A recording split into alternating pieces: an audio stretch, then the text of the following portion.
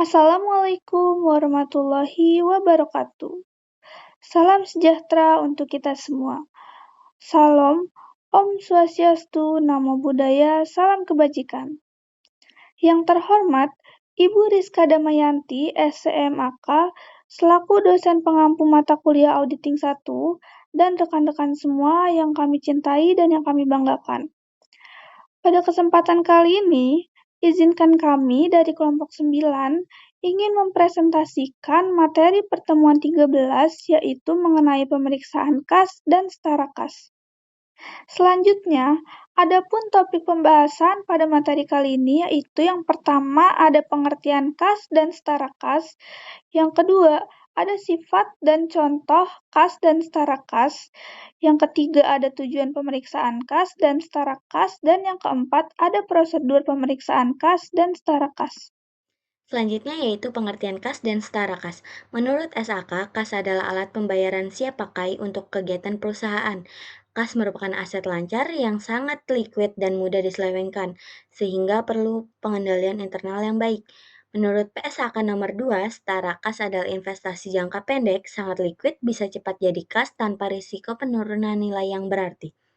Biasanya dengan jatuh tempo 3 bulan atau kurang, seperti deposito yang tidak diperpanjang terus-menerus. Selanjutnya yaitu sifat dan contoh kas dan setara kas. Sifat kas dan setara kas memiliki 3, yaitu yang pertama aset perusahaan yang paling liquid dan tersedia secara langsung untuk digunakan kapan saja. Yang kedua tidak memiliki jangka waktu pencairan. Yang ketiga resiko perubahan nilai sangat kecil.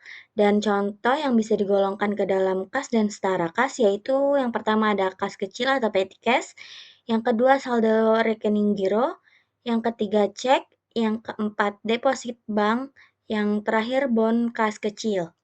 Nah, adapun contoh yang tidak bisa digolongkan ke dalam kas dan setara kas. Yang pertama itu uang yang telah tersedia untuk tujuan tertentu seperti untuk gaji dan yang lainnya.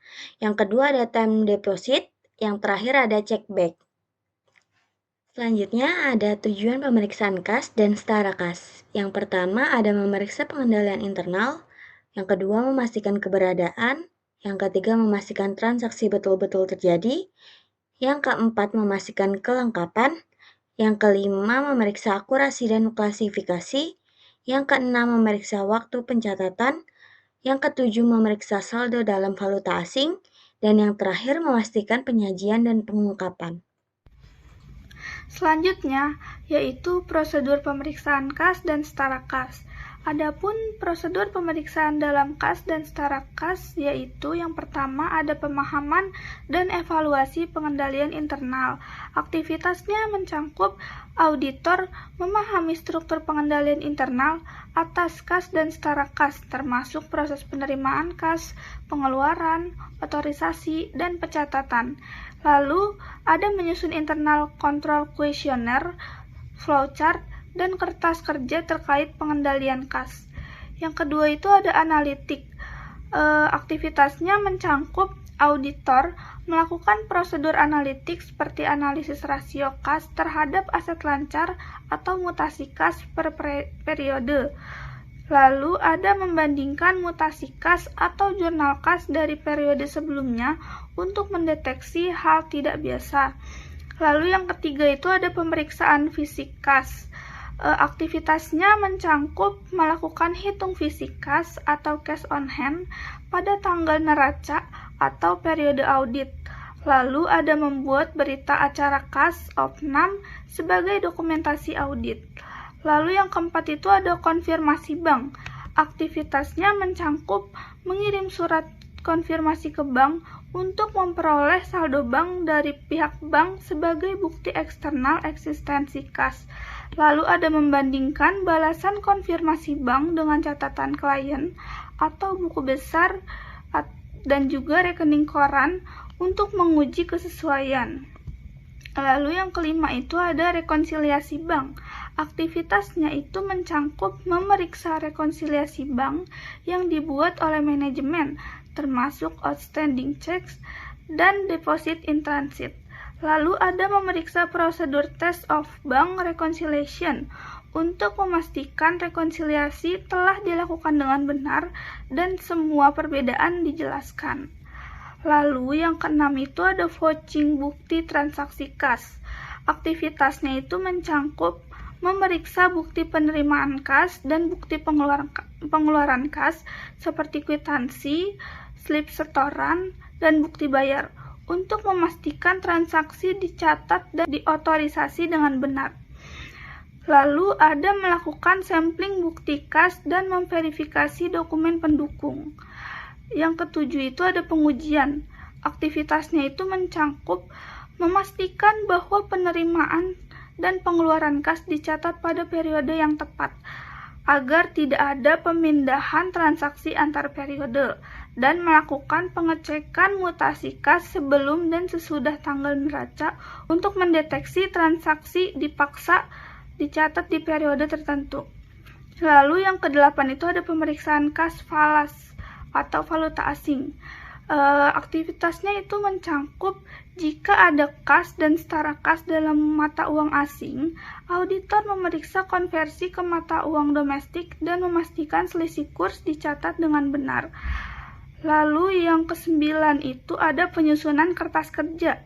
Aktivitasnya itu mencangkup menyusun top schedule dan supporting schedule untuk kas dan setara kas per tanggal neraca, dan menyusun kertas kerja audit yang mencangkup nilai pemeriksaan, temuan, dan kesimpulan. Lalu yang ke-10 itu ada penilaian kewajaran penyajian dan pengungkapan. Adapun aktivitasnya itu yaitu menilai apakah kas dan setara kas disajikan secara wajar dalam laporan keuangan dan pengungkapan sesuai SAK atau standar akuntansi yang berlaku. Lalu ada memeriksa adanya pembatasan atas kas atau misalnya kas yang dibekukan atau kas disisihkan dan pengungkapan terkait. Selanjutnya yang ke-11 itu ada pemeriksaan kesimpulan audit. Aktivitasnya yaitu menyimpulkan apakah saldo kas dan setara kas wajar dari sisi eksistensi, kelengkapan, hak, dan penilaian, serta menyajikan rekomendasi jika ada kelemahan pengendalian atau salah saji.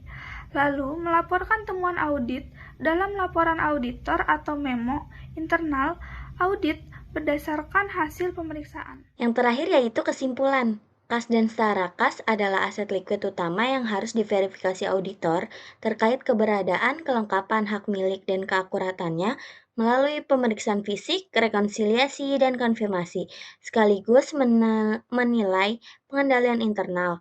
Pemeriksaan ini bertujuan untuk memastikan saldo yang benar dan meningkatkan keandalan laporan keuangan serta pengendalian.